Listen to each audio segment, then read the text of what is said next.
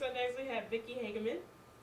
She's is a member from and chair of Citizens to Conserve and Restore Indian Creek, and works with neighborhoods to save and restore Indian Creek, a beautiful sub-watershed of the Anacostia River. Vicki will talk about the many uses and ways of installing rain barrels at your house, and how to control stormwater by soaking it up, slowing it down, and spreading it out. So, Thank you. Okay, we may be doing a little bit of repeat here, but it never hurts. Stormwater, as we already talked about, is the rain, but it's also the snow melt that we've been dealing with, which is a good thing to point out. And anything that enters the storm drains or flows directly into the water. And as you know, that's increasing by the moment as we're putting non-pervious surfaces into practice daily.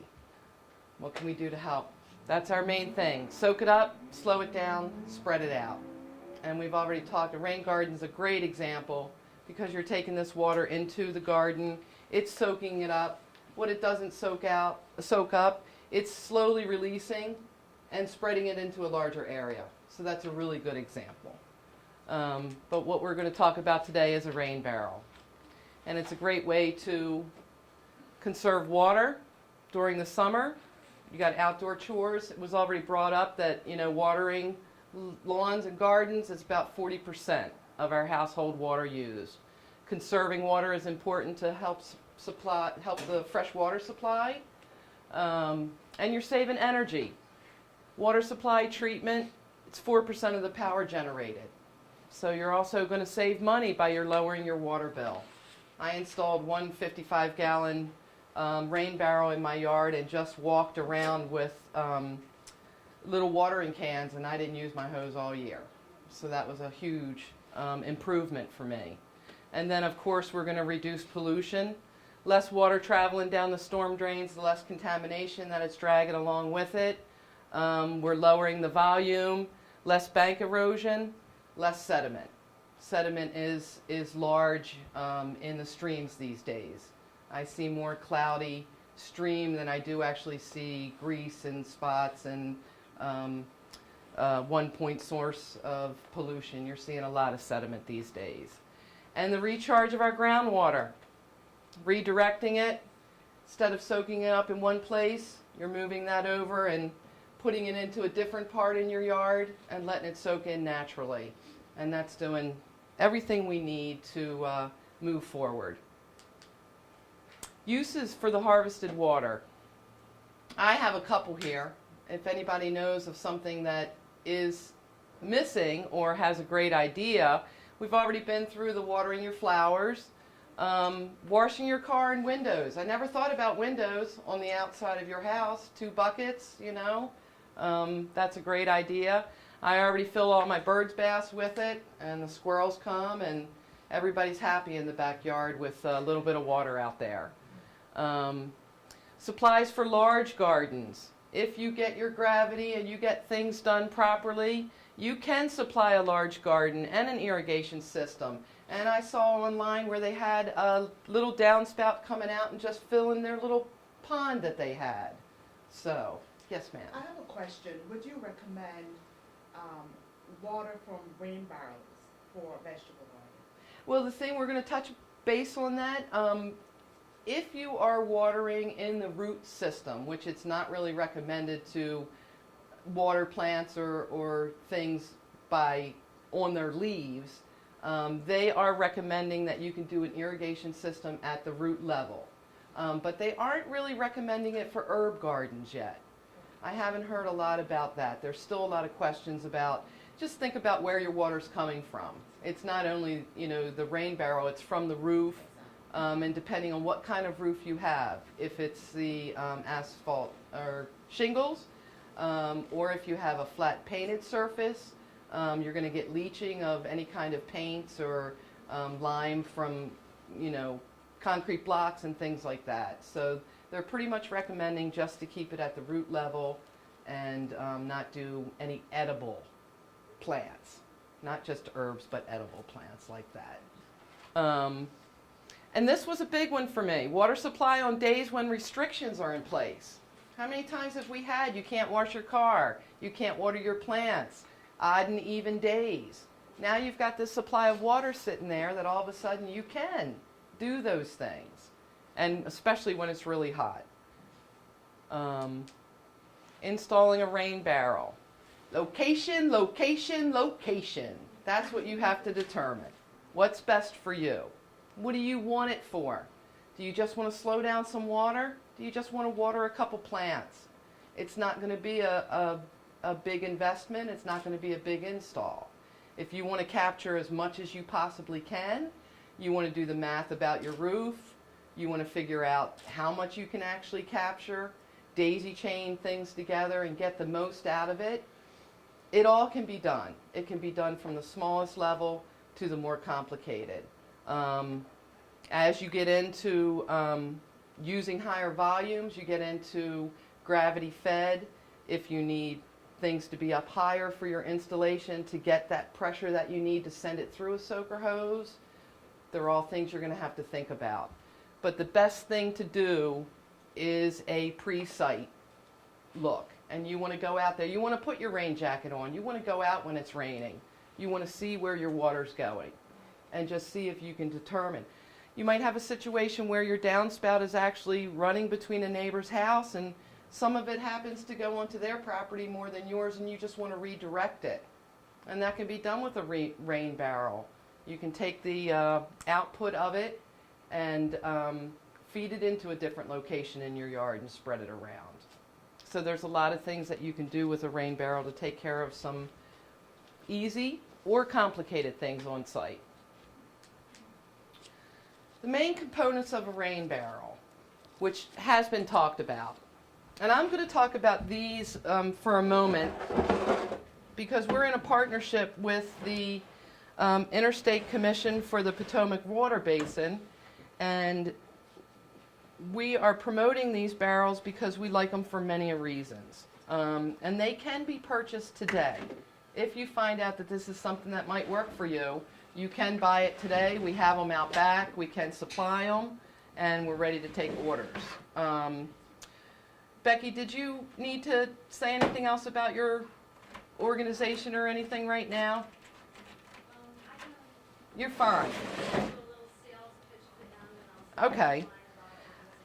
I had a rain barrel at home. I went to a workshop about 5 years ago and luckily walked away with a freebie, which was through grant money. And hopefully a lot of the municipalities will start getting into that a little bit more. Mine's a completely closed barrel. It's got one little opening in the top. It happens to be square where you can take a flex hose off of your downspout and fit it right in there. One of the things I didn't like is I couldn't get in there to clean it out. The only way to get in was either through the output hose or this part, the part on the top of mine is actually caulked, screwed down and caulked on, so you couldn't really take that off. The only other out was the spigot. So for me to clean it, it was really difficult. This, super light. It's not a lot of weight. And I'm going to put it up here if people don't mind too much. I like this screw off top. It makes it very easy. So once this comes off, then you have the opening, which is a mesh. And that can be replaced if you're not liking the size, you think it's either clogging too much, and you're going to maintain it on a daily basis and not worry about the mosquitoes. Maybe you'll use mosquito dunks, and you won't have to worry about the larvae because you're not doing vegetable gardens. Screen will be fine. Not a big issue. It can be changed. You can buy some screen that's a lot tighter and just cut your own little circle out, and you've already adapted it for what you need. And then getting down inside. It's easy enough to do. It's got a nice big opening. It's handy. It does come with the hose. Sorry I didn't get this out earlier. It is a smaller hose. The hose that I have on my other one, it's about 4 inches, I do believe. And it takes a flex hose like you see it at Home Depot. And we are going to try to get away from these accordion, because Matt's exactly right. You only need a tablespoon or less for a mosquito to breed. And they're finding that these laying are just, if you're not dumping them out all the time, the water that's in there is just staying, and they're a breeding ground. So a nice smooth hose would work very well, and you can change that as needed. And don't even let this discourage you, because there's companies out there that sell adapters. You can cut this into a 4-inch outflow if you want to. That's not a problem. He sells you get a little hole saw and you just do the hole a little bit bigger, and he sells you the grommet and the hookup and the threaded so that you can take care of that. We have already spoke about location. You do want it as close to your downspout as possible, unless you want to get it away from your house. If you can extend your downspout and channel it to a different location, set your rain bower up there, again, you've accomplished a couple things. The spigot. That's you get a lot of people who, it doesn't work with a soaker hose. You're not getting enough flow. You can't get an irrigation system hooked up to it. These come with a very nice brass, which is important because it lasts a lot longer. It's more, the valve on it is more durable, and you're just getting a better product. The plastic ones, the first time you forget to clean your barrel out and take it down for the winter and you got a cold snap, chances are it's going to crack on you. So I've had mine a couple years and it finally just cracked, so I got a replacement. Plenty of variables for those two.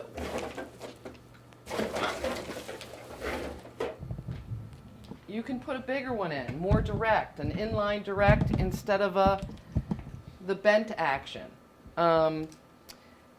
There's an organization out there. I happen to be dealing with Aqua Barrel out of Rockville.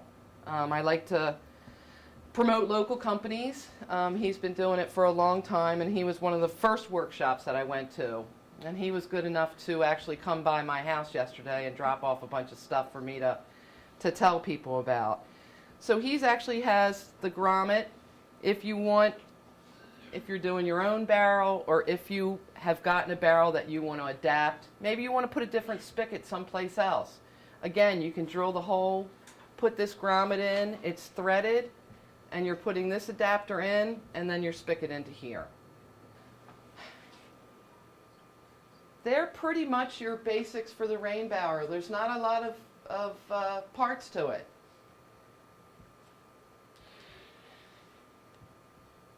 Did I do that? Yep. So install. Our main thing, like I said, is to go out and do your site. Find out what you're going to use it for. What's your best option? And make it adaptable for you. And we have, if you were going to use, the spigots are very low to the ground. So here's your spigot hole all the way down here. You're not going to get a watering can or something under there unless you raise it up off the ground. 2 cinder blocks up, if that's all you're using is to put a little watering can under there, that's all you need. The higher up you go, the more pounds, per square inch you're going to get. And I think the information that I got yesterday was, for every foot of elevation, you get about 0.43 psi. So 2.3 feet, you're going to get a pound of pressure. All the math is out there for you guys to investigate. And the other thing you really need is, the higher up you're putting it, the more unstable things become. You want to make sure that everything's level.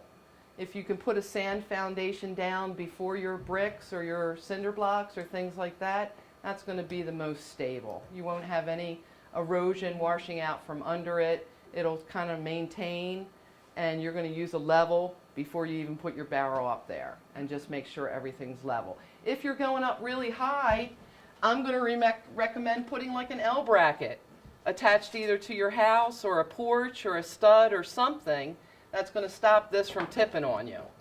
And just one little facet like that, and you're going to feel fine about it. Kids being around it, you never know what's going to happen. Connecting to your rain barrel from your downspout. I have. When I did mine, I really did just cut my downspout off. I put a flexible hose on there. It's pretty rigid. It's one that you gotta, yank to get it to an accordion, and it kind of stayed put. Now I took my rain barrel down for the winter, and what I had to do was I had to extend my gutter. So I did another flexible hose and that out into the yard. Now that didn't just stay attached. It has to be screwed on to keep those two pieces attached. It pretty much came apart during a storm. I had to go back out there, attach it, and screw it in. But easy enough. What you need from your downspout is what's called a diverter of some kind. Yes, Sue, sorry. Why do I take it down for the winter? I like to empty it out and disconnect it so that I make sure there's absolutely no water in there and that none can get in because the top is open anyway. I didn't really have any plastic covering or anything. So I just completely take it down and put it off to the side so that I can reconnect my downspout because I don't have I don't have a diverter on it. So that's why I do that. Well, the only reason why it tends to be more of a warmer weather is because freezing rain has ice, and frozen water has incredible pressure. It can crack valves, it can crack lots of stuff. So I just don't think that some of the plastic barrels out there could put up with that, and a hose certainly can't. As far as the pollutants, they have a thing called, not the first rain, but the first flush, and that is the most pollutant of the season. And if you can capture that, you're doing 100% right there, that first rain. So in the winter and all, there's probably a considerable amount, but since you already went through hurricane season in the fall, you probably cleaned a lot of everything out, and it's not so critical in the snow months. So there's a winterization that you can do just like you do to your summer homes, without completely taking them down. But you do have to, I don't think there's many of them that are used, but I'm not positive about that. One of the main things that I like about this barrel is also black. I have a white one at home. It grew a lot of algae. I had stinky water because I wasn't really emptying it and using it to its full abilities. So with it being the opaque, it's not letting the sunlight come through, less algae to grow, keeps it a lot cleaner for longer for you. And to the diverter, this is a product that actually has a little sliding lever in it and a diverter inside. So where you move it is whether it's going down, where this is facing is where it's open. And now this one's open. So this is your main downspout. This is going to your rain barrel. And then this is going back, continued on where your downspout was originally. So your normal flow. And you're just going out and flipping it back and forth when you want to use it, when you don't want to use it. It comes with many different angles. It's a 4-piece thing that you can angle this way, and then it comes out this way to get into your barrel. And this is a stiff one, so you don't have to worry about the fact that it might blow around. Another product that he has is this actually is a debris catching unit that you would put above your diverter. For all the really small particles, it can filter out. And it's easy enough that it goes in the top and then slides down to lock. And so you really do have to go out and maintain. You need to see what's going on and clean this out every now and then. But it's another option to help with some filtration and to help keep your diverter clean. Another type of diverter, this one, I'm not really going to go with this one. There are some that are very small. They have very small hoses that come out, and you install this into your downspout the same. But there's barrels out there that are totally enclosed. So the only thing that you're getting is a hose coming from your downspout right into the top of your rain barrel. So sometimes the rain barrel comes with the diverter as a kit because they work together so well. Sometimes you can just buy the barrel and move on to your own diverter. There's a really nice do-it-yourself kit that is available. And I actually opened this because you just need a little bit of visual. It's like a little cup. It's not going to collect every drop of water, but you're putting a hole into your downspout, and you're inserting this little cup in there. And it's going to catch enough of it to be able to fill your rain barrel. He has everything. He gives you the hole saws that you need to do any drilling. If you're not handy and don't have all these parts already, it comes with the kit. Your hoses, your rubber gaskets, and your outfoot spigot at the bottom. So if you have a barrel that you really like, but it's not everything that you want, you can always add to it and change it up to make it work for you. And that's what's most important, is to making it work for you and to handle what you need. Any questions or comments? Great. All right. Looking forward to it. Now we're ready for the hands-on. Thank you.